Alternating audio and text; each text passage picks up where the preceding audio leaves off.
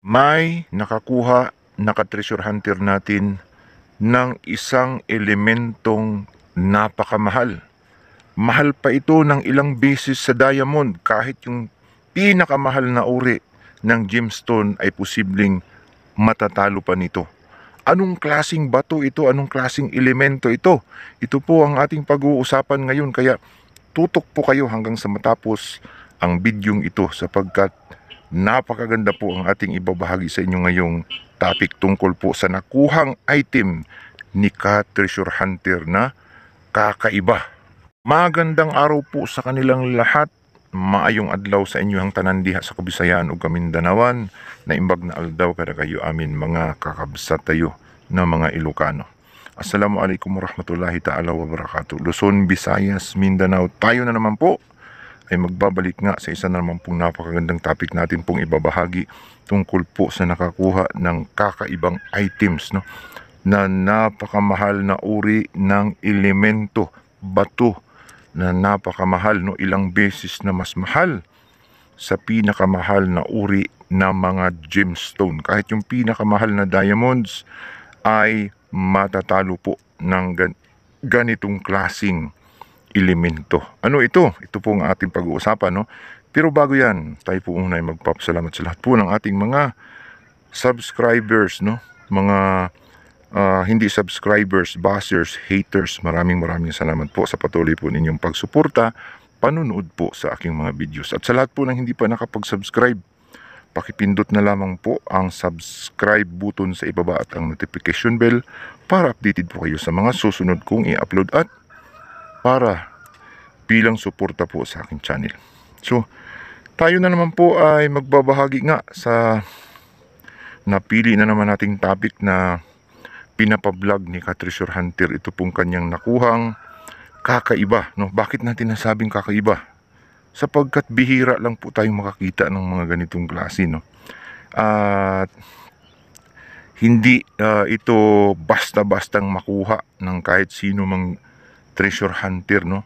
Ito pong ganitong klase sapagkat ito po ay sa ibang bansa lamang, no, makukuha, no, ito pong ganitong klaseng bato.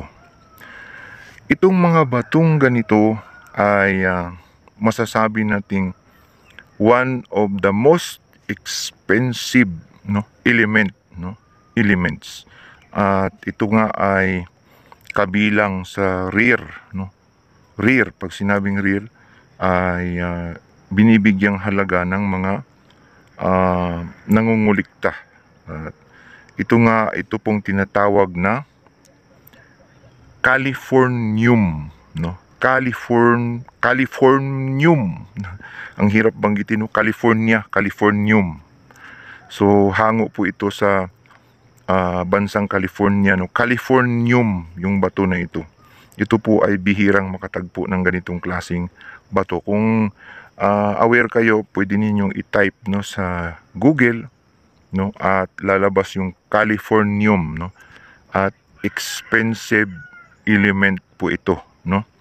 Anong klaseng bato ito? Bakit expensive element? Saan ba ito ginagamit, no? Ito pong mga ganitong klaseng elemento ay radioactive, no. Pag sinabing radioactive, ginagamit po ito sa mga radioactive materials, no, kagaya ng mga emitter, no, most powerful emitter ng detector, no, yung mga high-tech na mga detectors, metal detectors sa paghahanap ng ginto at saka silver sa pagmimina, no. So ito po palang mga mamahaling uri na mga metal detectors ay ginagamitan nitong Californium, para po malakas siyang humigop, no, para ma-detect yung ginto at saka silver, no. Ito po ang ating na-research sa Google, no, tungkol po dito sa Californium, no. Metal detectors ang pinaggagamitan ng Californium sa pinakamahal na mga uri na metal detectors na accurate, yung nakakahanap, yung scanners, no, ay gumagamit ng Californium. Kaya napakamahal ito. At may iba pa itong gamit kasi radioactive elements. Posibleng ginagamit ito sa paggawa ng mga nuclear power, no? Nuclear bombs o kung ano pang mga klaseng mga radioactive materials, no? Equipments na pinaggagamitan nila ng mga ganitong klaseng mga elemento, bato, no? Kaya napakamahal ito sapagkat napakamahal din, no, ang paggagamitan. Imagine niyo yung halimbawa, yung mga high-tech ngayon na scanners, no, yung mga Proton, kung ano-anong mga scanners na yan, yung AKS o kung ano pa mang mga napakamahal na milyon-milyon ang halaga ng mga scanners ay posibleng gumagamit ng mga ganitong klaseng elemento. Ito pong tinatawag na californium. So nakita nga natin, nabasa natin, no, na ito po ay neutron, no, neutron na malakas mag-emit ng tinatawag na radioactive, no. Malakas siyang humigop, malakas siyang humanap, dumitik ng ginto at saka silver, no.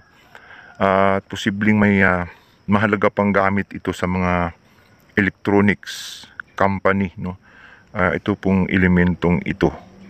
So ang presyo nito, no, ang presyo nito ay nakita natin mayroong 1 gram, no, ay umabot ng 27 million US dollars. I-multiply mo yan sa times 55 pesos. Ang laking halaga niyan, mga ka-treasure hunter. Mayroon namang nakita ko na ngayon, no, present yung presyo niya ay umabot ng 4,000 US dollar mahigit. At posibleng 1 gram lang yun. Yun yung nakita natin na pinakamababang presyo. Posibleng 1 gram, 1 gramo lang yun po ng tinatawag na californium. Paano niya nakuha ito, no? Saan niya ito nakuha? Kasi matatagpuan lang po ito sa United States of America at sa ibang panig po ng Europe, kabilang ang Russia. At di natin alam sa Asia kung mayroon pa nitong mga ganitong klase, no? At posibleng ito ay nadala ng mga Amerikano dito po sa ating bansa at nakuha niya, no? Yan po ang kanyang kwento na ibigay do sa kanya nung Amerikano. So Amerikano daw ang nakapagbigay sa kanya nito. Siguro wala na yung Amerikano, matanda na, aanhin pa niya yung kayamanan na yan, na siya po ay matanda na at ibinigay sa kababayan nating Pilipino na treasure hunter. So napaka-swerte ng ating pong kabayan na nakakuha ng ganitong klaseng mga mamahaling uri ng elemento.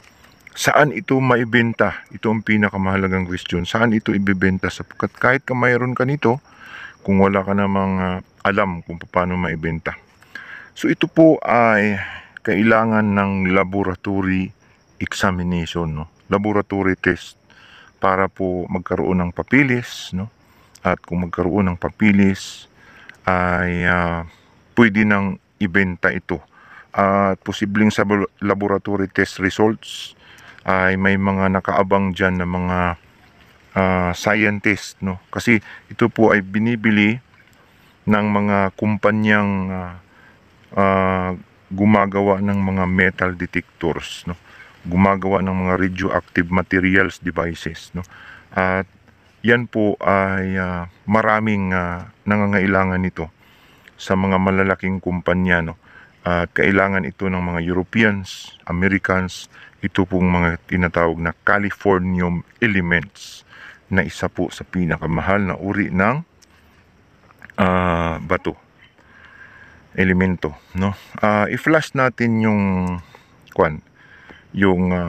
number, no? Cellphone number ng atin pong kabayan na gusto pong bumili, no? Kung sino man ang gustong bumili, magkagusto na viewers natin na mga may kaya na mahilig po sa mga ganitong klaseng radioactive elements na napakamahal, ay pakikontak po itong ating ifa-flash na number. Siya po ang may-ari nito, sa pong ka-treasure hunter natin. So yan po yung cellphone number niya, no? Hindi po natin babanggitin ang pangalan, no? Diyan na po sa cellphone number itanong yung kanya pong items na nakuha.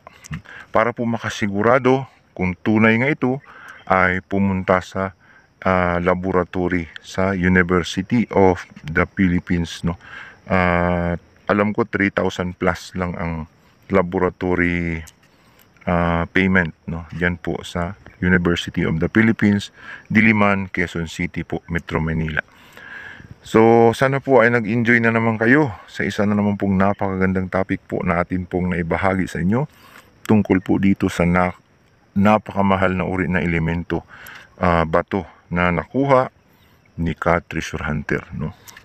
At bago tayo magtapos, sa lahat po ng nag-greeting sa akin ng Christmas, ako po ay hindi naniniwala ng Christmas. Pasensyahan nyo na po kasi wala pong Christmas at hindi po yan totoo.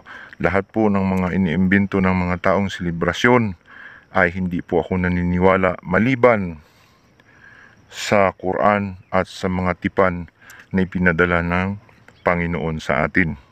At maging yung mga birthday ay hindi po ako nagsiselebrate. Kahit yung mga kasiyahan ay hindi po ako umaattend ng mga kasiyahan, sapagkat iba po ang aking paniniwala sa isang Panginoon lang, no? At wala nang iba.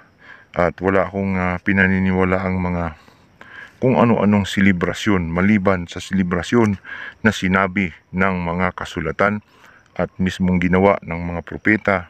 Ito po ang aking paniniwala. Maraming salamat po. Ito po ang inyong ka-treasure hunter, nagsasabing kapag tayo po ay naghahanap, tiyak na tayo ay makakahanap.